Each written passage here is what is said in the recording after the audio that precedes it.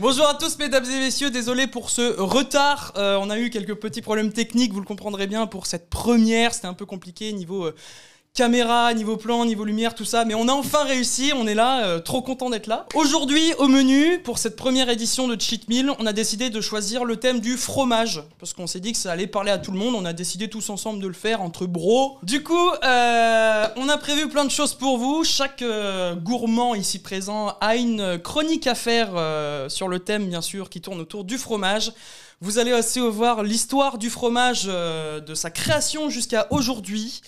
Un maxi et génial micro-trottoir de Tipzer qu'on a réalisé qui est super cool. Bien sûr, on va manger bien comme il faut du bon fromage avec une bonne dégustation et on a commandé plein de bonnes choses qu'on vous montrera tout à l'heure. Et on finira sur un petit quiz que Kator nous a préparé, un quiz sur le fromage.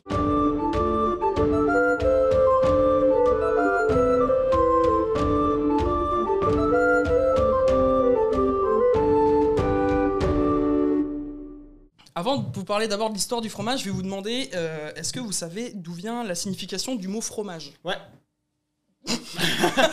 À la base, en fait, le nom du fromage, ça vient du moule où on le fabrique. Ça s'appelait le formage. Donc, format, ça vient du mot du coup forme. En latin, on disait forma. Et c'était le récipient en osier qu'on utilisait pour cailler le lait et faire quand ça mûrit, quoi, le cahier, quoi, voilà. Ouais. Au XIVe siècle, c'est devenu le fourmage. Et du coup, le fourmage, ça a gardé quelques appellations comme la fourme d'Ambert. C'est seulement à partir du XVe siècle que le mot fromage est arrivé. Déjà, le fromage, ça remonte, alors vraisemblablement, on n'est pas sûr parce qu'il n'y a pas de preuves ou de trucs comme ça, ça remonte à la préhistoire. Donc, ça a apparu à peu près en même temps que l'élevage à l'époque du néolithique. Donc là, on est en moins 7000 avant Jésus-Christ. Donc, on n'est pas encore plus vieux que Botran, mais on y est presque. Et, est-ce que, par exemple, on a retrouvé des traces de fromage en archéologie ou des trucs comme ça, tu vois, ouais. Au Burin. Mais à la base, en fait, le mec qui a découvert ça, en fait, c'est que dans le temps, pour les voyages, faisait voyager le lait dans les transports de pays en pays, dans des panses de brebis ou des organes d'animaux, ouais. Parce que c'était les sacs les plus imperméables. Et il y a un mec, un jour, très curieux, et il avait un petit peu la dalle, tu vois, et genre... Il était complètement dalleux et il s'est dit vas-y je vais boire mon lait parce que j'ai trop faim et je peux plus le vendre et tout ça. Et en fait au fond du lait il a remarqué qu'il y avait de la pâte de fête ou un truc qui s'est fait et tout ça, tu vois. Et c'est comme ça que le mec il a découvert le fromage. Il a goûté curieux, il a dit c'était bon, j'ai découvert le fromage. Mais le mec pas con, du coup quand il a découvert ça il a compris comment ça marchait, comment ça se fabriquait, donc il a gardé l'idée pour lui. Là on remonte. Nous en Europe on a découvert le fromage à l'époque du mythe hellénique. Quelqu'un sait ce que c'est que le mythe hellénique? C'est l'époque de la Grèce antique.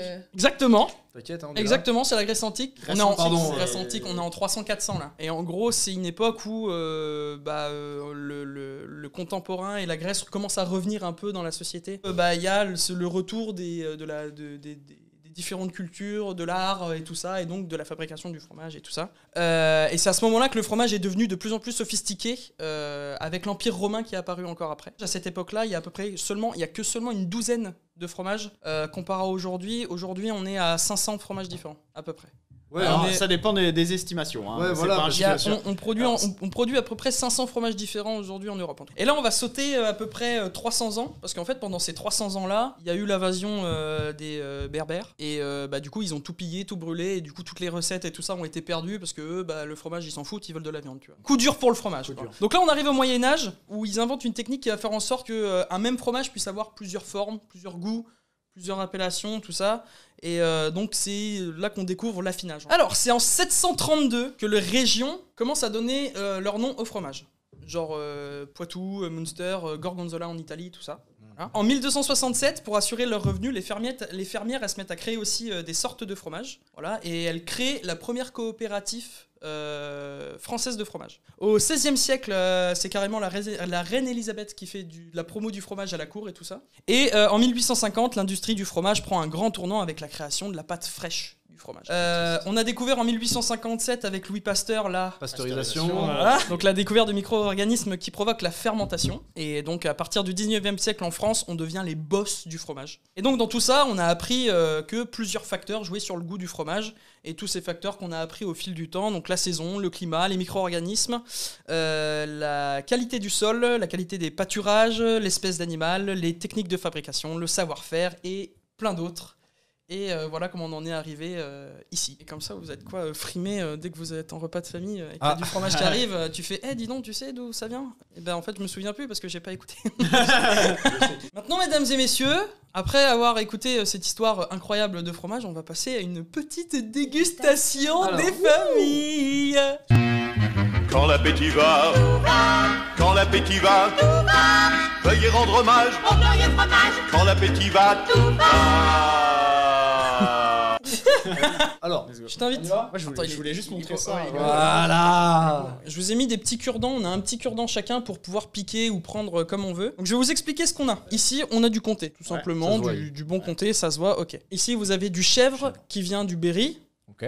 C'est quoi comme chef? C'est une AOC? C'est une AOP? J'en sais rien du tout. C'est une JM. Spécialité de chez moi. Donc c'est le crottin de chèvre. Ici, on a du fromage de Bruges.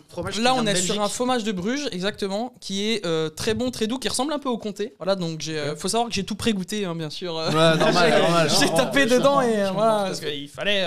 Voilà. Ici, on a bien sûr Saint-Nectaire, bien sûr. Donc là, on a 18 mois d'affinage là-dessus. Elle m'a dit bien tout vieux, ça. ils sont bien bons. Je vous préviens, il est fort. Et là, du coup, on est sur une découverte qu'on a faite pendant notre micro-trottoir, qu'on verra tout à l'heure. Le dernier là-bas, c'est une tome de chèvre. Oui. Ah, j'adore la tome de chèvre. Et ben moi, je connaissais pas, et je savais pas que ça se faisait en tome, parce que full crottin par là d'où je viens. Et du coup, la tome de chèvre, trop bon quoi. Attends, il y a un truc qui s'est passé. Il a reçu un message Insta, il y a dinguerie. Iron, il a fait un don de 1000 balles. Mais what the fuck? 1000 balles! C'est pas le The Event, hein, les gars, on n'est pas pour la charité ici. 1000 balles, Mais t'es indiqué, Aaron! Ouais, je rêve. Elle est là, la cam, Allez, vas-y, moi je te suis. T'es mignon avec tes 1000 balles. Allez, je te suis. Et toi, en fait, je sais que. C'est pas. Si, je suis d'accord. On sent un peu le pâturage. Ouais, c'est. J'aime bien. Ouais, bien, attention. Moi, c'est bon, quoi. T'en penses quoi, Hunter? Est-ce que tu trouves le goût de la fleur? Est-ce que tu ressens le pâturage? C'est ça qui est important à savoir. Il est pas mal. Il est un peu pâteux, j'ai l'impression. Il tient en bouche. En fait, ce que je me disais, c'est qu'il manque pas que du pain. Ça manque d'un bon vin, en fait. Dégustation de vin. Ça sera pour la prochaine. On fera un chip meal pinard. Et ben ouais, on va passer à la chronique de Fire, allez, mesdames et messieurs.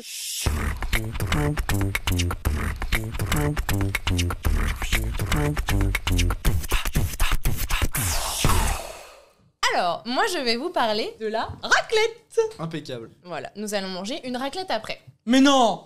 Plein de choses à dire. On a des choses à Première dire. question, les garçons, est-ce que vous savez d'où vient la raclette? Genre Savoie. l'origine de la raclette. Savoir. Peut-être la Suisse. Moi je dis la Suisse. C'est pas un truc pour enlever la neige sur le pare-brise. Alors, en emplacement géographique, on a combien de kilomètres près? C'est un jeu. Les vaches plutôt jaunes ou bleues? La raclette. C'est bel et bien suisse. C'est là qu'est apparue la raclette pour la toute première fois, probablement au XIIe siècle. Et c'est apparu dans le canton du Valois, qui est au sud de Suisse et qui est du coup frontalier avec la France et l'Italie. Et sachant qu'à l'époque, on n'appelait pas ça de la raclette, on appelait ça du fromage rôti. Et à l'époque, on ne le mangeait qu'avec du pain, puisque au XIIe siècle, c'était pas non plus pump it up et on mangeait des cornichons. Sachez quand même que c'est un plat qui du coup est resté pendant des années et des années dans les vallées suisses avant de s'exporter. Est-ce que vous voulez savoir la légende de la raclette? On raconte que durant l'hiver, les bergers des Alpes avaient pour habitude d'allumer un feu pour se réchauffer. L'un d'entre eux aurait posé son fromage trop près du foyer et la meule aurait commencé à fondre, obligeant le berger à la racler afin de prélever le fromage fondu. Il trouva cela délicieux et renouvela l'expérience chez lui, puis chez ses amis. Le bouche à oreille fit le reste, la raclette traditionnelle est donc née. Moi je trouve ça bien comme histoire sympa à raconter à des gamins avant de dormir. Oui. Papa, je vais vous raconter l'histoire de la raclette s'il te plaît. Tu l'as déjà eu hier soir. Je l'aime trop. Est-ce que Maintenant, vous seriez capable de me dire quand est arrivée la raclette en France. Sachez que la raclette est arrivée en France il y a moins de 50 ans. Moins de 50 ans. Elle est arrivée en France en 1973. Non. Du coup, pour l'anecdote, c'est un des commerciaux de fromage Richemont qui se baladait en Suisse et qui a découvert le fromage. Du coup, il a eu l'idée d'en fabriquer l'équivalent en France et surtout de se mettre à populariser ce plat avec l'essor des sports d'hiver. Mais il y a quand même un problème. C'est qu'on a encore des demi-meules à l'époque et qu'il faut les faire fondre devant la cheminée. Donc, c'est pas très pratique puisque la raclette peut se déguster uniquement dans un restaurant. Afin de rendre ce plat accessible à tous, en 1978, le tout premier appareil à raclette individuelle à 6 poêles fait son apparition. Alors celui que j'ai en fait chez moi, là, celui que ma mère m'a donné. C'est le tout premier. C'est un des tout premiers. C'est le Tefal Grill qui a été le premier appareil à raclette. Donc c'est vraiment Monsieur Tefal. Donc du coup, ça a été quand même la révolution pour le monde du fromage et de la raclette. Voilà. Il est beau. Hein. Il est beau, hein. Donc ça, c'est le premier appareil à raclette qui est apparu en 1978. Alors, une dernière petite date par rapport à tout ça. En 1992, c'est l'année de la conceptualisation des petites portions individuelles prédécoupées. Et du coup, le fromage à raclette qu'on trouve en supermarché, il est fait de lait pasteurisé, alors que l'authentique fromage de la raclette, il est fait au lait cru. Alors la prochaine fois que vous faites une raclette, pensez à Fire. Vous pourrez penser à moi, certes, mais je vous conseille d'aller voir votre petit fromager et de prendre du fromage à raclette, du lait cru. Sachez que la raclette est quand même vraiment rentrée dans les traditions en France et qu'en 2016, c'était le 3e plat favori des Français et qu'en 2020, c'était la 9e. Sachez que la production la plus grande de raclette se fait à seulement 70 km d'ici, puisque c'est à Brioude. Il y a la plus grosse usine de raclette. Petit chiffre quand même, en 2015, il faisait 65 tonnes par jour. Sachez que, quand même, et c'est une fierté pour moi, c'est que la raclette traditionnelle suisse se mange accompagnée de pommes de terre en robe des champs, de cornichons et d'oignons, avec du vin blanc d'un vignoble en général suisse, comme par exemple le fendant.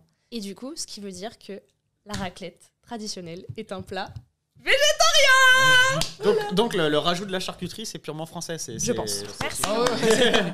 On s'en fout pas, c'était génial, vraiment. On a commandé du coup sur un site de livraison. En faisant des recherches par rapport à la raclette, j'ai découvert que le restaurant chez qui on commandé, qui s'appelle La Raclette de Raymond, et ben en fait ils ont un restaurant. C'est des raclettes bowls genre qu'on sait pas trop d'où ça vient. Ça me rassure de me dire c'est pas ils ont mis des trucs. Un restaurant qui a l'habitude de faire de la raclette. Ouais, oui, c'est ça. voilà. J'ai un peu de la réticence avec ce genre de concept parce que on en parle de la raclette justement comme quoi c'est un truc, on en disait tout à l'heure, c'était un truc d'abondance, c'est-à-dire t'as ton jambon, t'as tes bouts de champignons que tu peux mettre sur le par-dessus, tu peux. Et là le fait que tu commandes ton bol de raclette, bah déjà tu peux pas vraiment en prendre plus, tu peux pas un peu en chourer à la voisine ou machin parce qu'il va pas finir et tout ça. Et là t'as ta portion et je sais pas, je trouve ça un peu. Donc c'est à dire qu'il y a des mecs en fait ils veulent se faire une raclette tout seuls, c'est un peu triste quoi.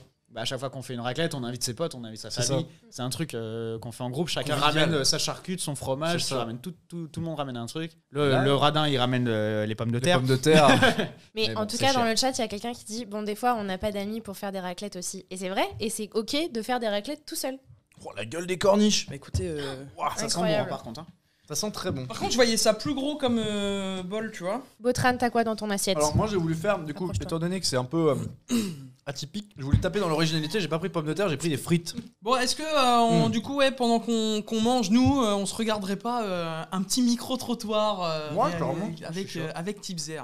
Viens voir qui c'est là. Père Noël, excusez-moi. Oui. Je suis désolé de vous déranger, vous devez être bien occupé en ce moment. Un peu, oui. On fait une petite enquête sur le fromage. Moi, je vais pouvoir avoir la même grande roue à la maison dans mon jardin. Ouais. Putain, je me fais carotte le Père Noël, et ça déconne. Il n'y a pas de souci.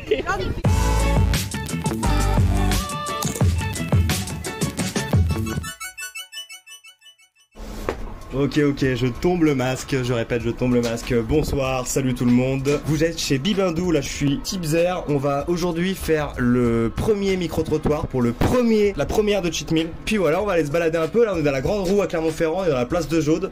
Après on va aller se balader un peu place de la Victoire. Peut-être marché de Noël, tout ça. Tout ça pourquoi? Pour aller demander qu'est-ce que tous ces gens pensent du fromage. Ok. Excusez-moi monsieur, vous mangez du fromage? Non.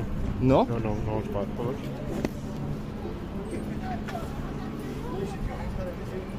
Ah, un petit pas de côté. Laissez-moi, monsieur. Vous avez un fromage préféré? Saint-Nectaire. Ah bah voilà. Et vous, monsieur? Non. Merci, Dobby. Regarde. Bonjour, monsieur. Avec mon copain, on pose des questions aux gens sur le fromage. Oui. Vous appréciez? Non, j'aime pas. C'est vrai? Vous avez une femme? J'ai pas de femme. Bah c'est peut-être pour ça, alors elle vous aurait fait manger du fromage plus souvent. Oui, bien sûr. C'est le deuxième gars qui dit qu'il mange pas de fromage. Ça, c'est inconcevable pour moi, tu vois. Une cringe, malaise. C'est le clap du sadomaso. D'abord, on va aller voir la fromagère là. Et bonjour. Voilà, on est venu vous voir parce que nous, ce qu'on fait, c'est qu'on enquête sur le fromage. Ouais. Et là, on a remarqué que on était plutôt au paradis là. Moi, écoutez, je travaille avec des fromages de Savoie, Haute-Savoie et Jura. C'est ce que je vois. Bah, pour le Jura, on a le Morbier, donc là, j'en ai plus, mais il est tellement bon qu'il est parti. Hein. Donc, Ça a une belle tête, ouais. qu'avec des laits d'été. Ça veut dire qu'en fait, les vaches, elles sont donc du coup sur la haute montagne, en altitude, et du coup, comme c'est l'été, bah, elles vont manger des fleurs, ce qui va donner un goût en fait fruité au fromage. Bon, ce qu'on apprend, je savais pas que c'était ça qui faisait que le goût du fromage avait ce truc là, tu vois. On va partir sur un petit vin chaud après là. Ça donne envie de faire quoi? Ça donne envie de mettre la tête dedans, tu vois, pour certains. On pose 2-3 petites questions sur le fromage, c'est juste pour savoir c'est lequel. Non mais c'est vrai, c'est pas des conneries. Ouais, je suis allergique au lactose, donc je sais. Ah putain. Oh le drame. Sale histoire. C'est terrible. Même monsieur derrière il fait oh non c'est moche. Oh c'est moche. C'est lequel le préféré? C'est un nectar. Putain, mais valeur sûre ici, c'est classique. Le Pont-l'Évêque derrière. Qui dit mieux? Ça vient de Normandie. Ah ouais. Vous êtes normand? Oui. Entre Le Havre et Rouen, c'est la ville de Pont-l'Évêque, c'est eux qui font le meilleur Pont-l'Évêque, c'est comme du camembert. D'accord. Il y a d'autres fromages connus là-bas? Il y a le camembert aussi. Ouais, bien sûr. Voilà, et puis le Pont-l'Évêque. Vous êtes plutôt croûte ou pas croûte? Ah, j'adore la croûte. Voilà. Saint-Vergeron, vous connaissez? Non, pas du tout. Non? Non. Vous savez d'où il est celui-là? De France. Ouais. De où? Et on l'extrait, c'est du, comment dire? C'est du fromage de Chibre. Fromage de Cibre. Ouais. De Cibre. Oui. Ah oui, bah, je connais. Oui. Je connais. Oui. C'est celui qui est dans le col roulé. J'ai jamais goûté celui-là. Bah vous devriez. Allez, merci chef. Au revoir. Ah oui, je connais. Comme on est dans la région, on a aussi pris du Saint-Nectaire et du Cantal. D'accord, Parce ok. que bon, les personnes sont quand même très attachées à ça. Hein. Il faut pouvoir faire le chibre aussi. On met en avant le produit différent qu'ils connaissent pas forcément et du coup oui, ils sont intéressés parce que c'est d'autres saveurs, c'est d'autres goûts, c'est d'autres textures, c'est différent. C'est quoi le préféré dans tout ça, toi, Dylan? Il y en a tellement, faudrait tout goûter, tu vois. Sinon, moi, je suis très chèvre. Hein. Bah, j'ai de la chèvre. Tu peux pas l'avoir, elle peut pas te la mettre à l'envers. En plus, nous, on a une tonne de chèvre. Alors, celle-ci, elle est onctueuse. Une tome de chèvre, c'est du jamais vu, j'avais jamais vu. Hein. Bon bah voilà, elle nous a eu. C'est moi la taille du fromage. C'est moi comment ça se lamait par là. Vanille Café, celui-là il doit te remuer mon pauvre. Je suis filmée là. Ça vous Putain, dérange? je me suis la bouchette. Avec mon sopalin, je suis en train de manger du Nutella. Et voilà. Après, on a tout ce qui est comté, du Jura, on avait du Morbier qu'on a plus, on a les raclettes. Ah, c'est marrant parce qu'il y a une collègue là-bas là, qui fait à peu près la même que vous et pareil, Morbier il en a plus. Ouais, mais c'est mon stand aussi, c'est la même chose. Ah, Donc, on a là, la même des chefs super bonne. On en a une dans Vous le en sac. avez pris, Oui. ouais. Du coup, on va peut-être pas en prendre. On travaille qu'avec le lait d'été Ouais. pour avoir des vaches en extérieur. Déjà, c'est important pour nous. Ouais, c'est ça, c'est le critère aussi, les vaches qui sont dans C'est un les prés, critère aussi, ce qu'on voilà. imagine Oui, un peu. Parce qu'en fait, l'hiver, ils font beaucoup moins attention en fait à la liberté un peu des animaux. Pour nous, c'est important. Donc, Ça, voilà. c'est un bon point à aborder, C'est un bon franchement. point Ouais. Et à mettre en avant. retenir. Globalement, les fromagers sont sympas. Tu comprends? Tu comprends ce que je te dis? La chemise, elle est pas. La chemise. Celle-là, la veste. Là. Il se fait aggro. La veste. Ouais, c'est pas vous ça. C'est pas un carreau. Vous êtes bien fait avoir, monsieur, là. Il est mort de rire. Elle est trop fière. Ça va être l'heure de boire un petit vin chaud, là, non?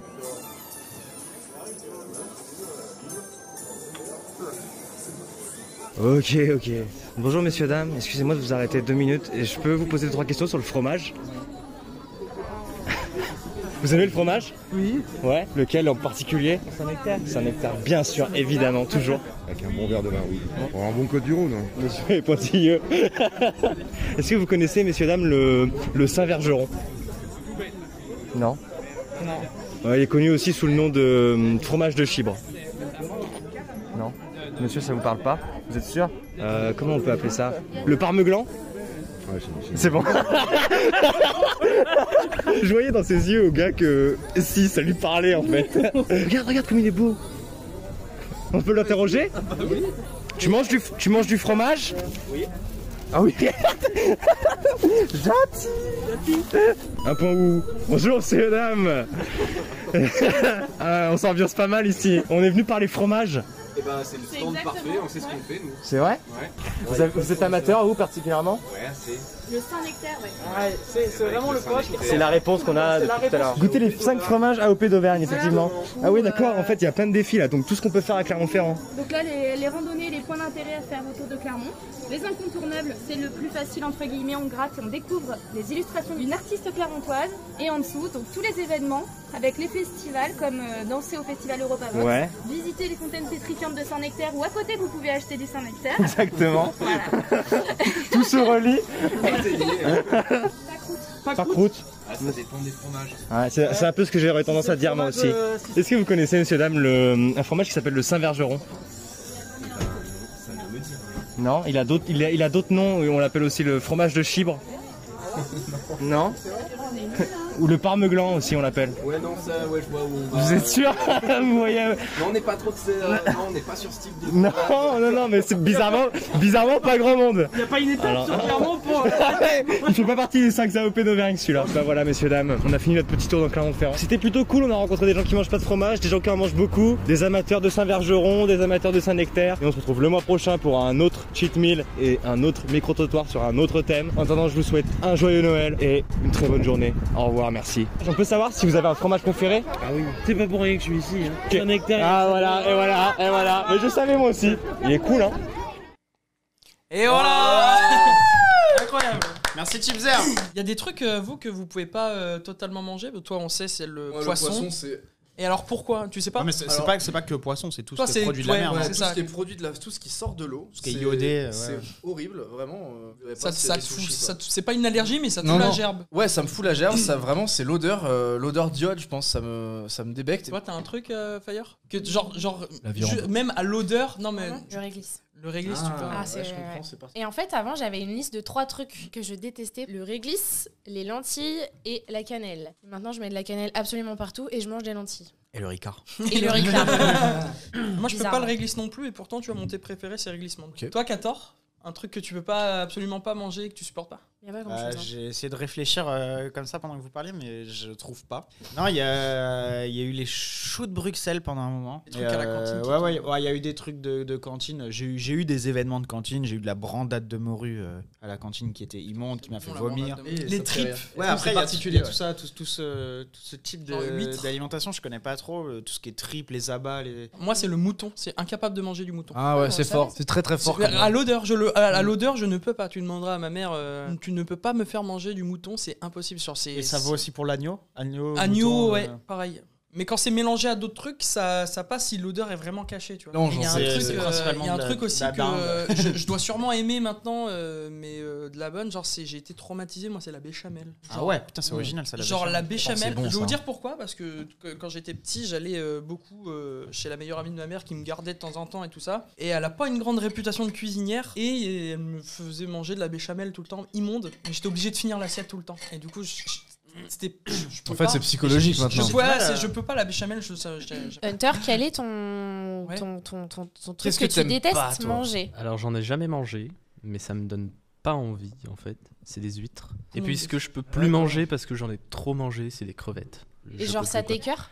Bah, D'y penser non, pas d'y penser, mais genre si c'est sur un plateau de fruits de mer. Déjà, je suis pas très fruits de mer, mais si c'est sur un plateau de fruits de mer, je vais manger le reste et je vais pas manger La crevette. la crevette. Eh ben écoutez, ça serait bien le moment de passer à la chronique de notre cher ami Kator. Ouais.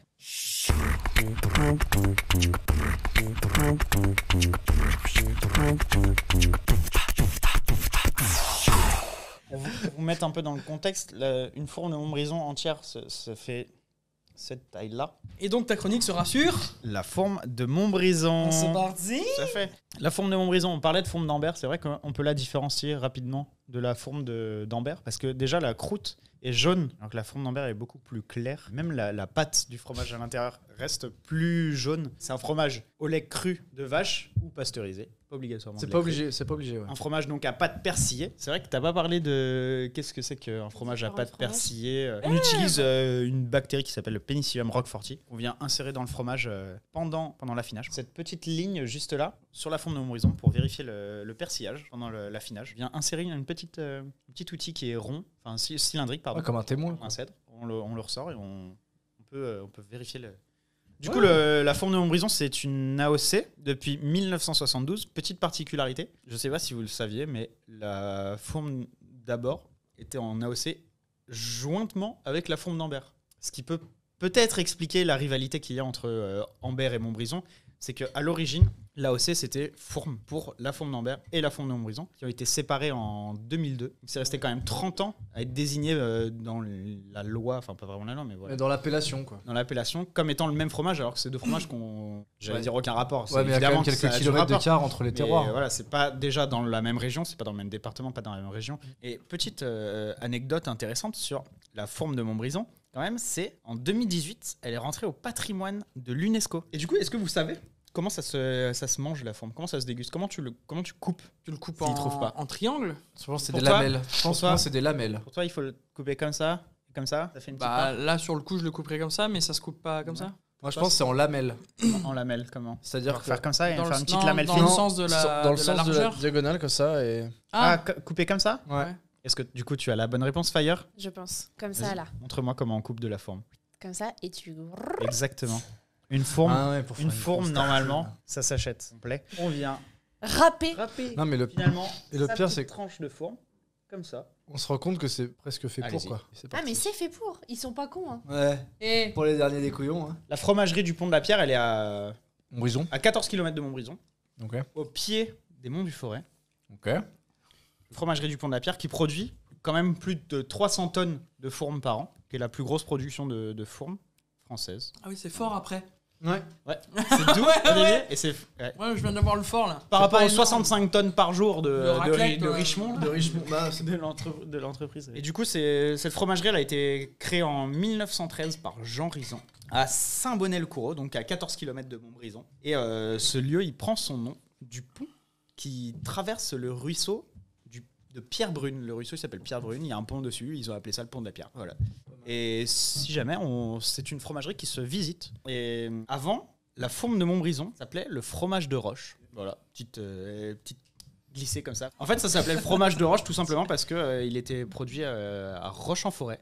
Et maintenant, on va parler de Montbrison. Parce que quand même, il faut savoir que comme de nombreuses villes, Montbrison est une vieille ville, c'est une cité historique, considérée comme la capitale historique du Forêt. Dans l'ancien temps, la région du Forêt, sa capitale, c'était Montbrison. Et du coup, on a encore un fort patrimoine, notamment la collégiale Notre-Dame d'Espérance. C'est une grosse église, quoi. Bon, c'est un beau truc. On a également, le premier tramway de France qui a été construit entre Montron-les-Bains et Montbrison. Montron-les-Bains, c'est un petit bled à côté de Montbrison, qui était un tramway tiré par des chevaux à l'origine. Oh.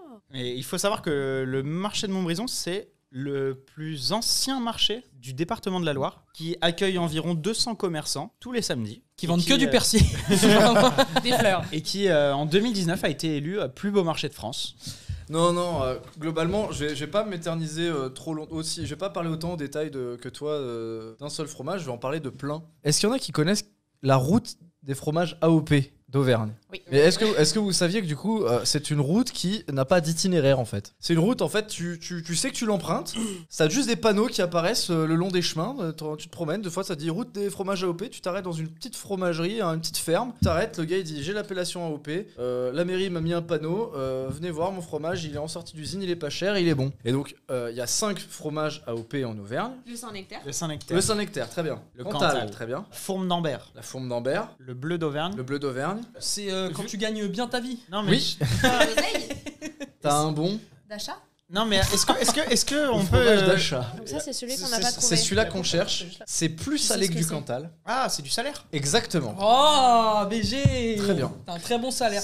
Ah bah oui, t'as pas un Voilà. bon d'achat. Ce qu'on voit en bleu là, c'est donc les Penicillium roqueforti, ces enzymes là qu'on met dedans et qu'on va aller percer le fromage au moment de l'affinage pour que le fromage s'aère et les moisissures se forment au niveau des trous. C'est de la vache, ça? C'est de la vache. Et alors, ce que tu peux faire avec ce fromage-là, c'est que tu peux prendre n'importe quelle espèce de vache pour en faire ce fromage-là. Et donc, le Cantal, c'est une zone qui est beaucoup plus large. Le Salaire, c'est beaucoup plus restreint puisque ça se cantonne vraiment aux alentours du village de Salaire. Et ici, en fait, le truc, c'est que pour faire un Salaire, il faut que les vaches du producteur, elles aient brouté entre le 15 mai. C'est vrai. Je te jure que c'est vrai. Et le 15 novembre. Non, c'est hyper exigeant. Et le salaire, notamment, alors moi c'est une expérience perso que j'ai avec ce fromage-là, c'est que le Cantal, tu peux en manger. Il va avoir un goût qui va être très très fruité, très fleuri. Oui. Au fur et à mesure où le fromage va s'affiner naturellement, là on le voit, il va commencer un peu à se cristalliser. Vous voyez, il y a des petits cristaux qui commencent à C'est des apparaître. cristaux de sel, non? Alors il y a un peu de sel avec, mais c'est aussi le fromage qui va se rétracter autour de ce sel-là. Et donc du coup, le fromage va devenir de plus en plus poreux. Et c'est là qu'on va reconnaître le salaire Cantal. Est-ce que vous voyez la différence qu'il y a au niveau de la conception d'une fourme d'Ambert, d'un bleu d'Auvergne ou d'un Cantal et d'un salaire? Ici, on va utiliser de la pâte persillée, donc le fromage, notre lait caillé, on va le persiller, on va mettre les enzymes dedans et on va le mettre dans un moule et on va le laisser reposer. Là, ici, on va faire une pâte pressée, tout simplement. C'est-à-dire qu'on va le malaxer, on va le compacter, on va le fracasser Le un sécher, peu. quoi. Ouais, Comme pour... le comté, c'est un Exactement. fromage à pâte pressée aussi. C'est ça. Le Saint-Nectaire, il est particulier. Déjà, il a plus d'histoire, celui-là. Et on appelait ça pas du Saint-Nectaire, on appelait ça du fromage de seigle. C'est au XVIIe siècle, je crois, si je me trompe pas, c'est ça, qu'il a été démocratisé par Henri de Sénectaire. Henri de la Ferté-Sénectaire. Tout à fait. Il y a un concours du meilleur fromage au monde qui existe. Je savais pas. Qui a été remporté par le Saint-Nectaire de nombreuses fois d'affilée. Louis XIV, il en faisait ramener des pleines charrettes du Saint-Nectaire à la cour de Versailles. Aujourd'hui, c'est l'AOP le plus populaire en Europe, c'est-à-dire que c'est le fromage qui s'expatrie le plus en Europe et qui est aussi également donc le troisième en termes de superficie. Voilà, et le troisième AOP de France en termes de fromage de vache. Eh ben, merci beaucoup pour vos chroniques, c'était super cool. Un grand merci à Hunter. Ouais, aussi à Hunter, à la régie. Pour la régie.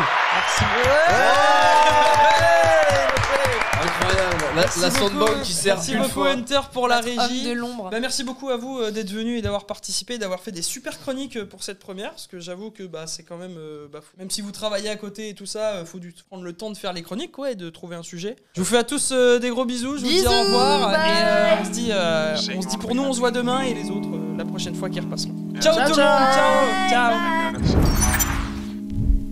There's one thing that changed my life forever. I've subscribed to even the channel. Just one click and wow. That was the best thing I ever did in my life.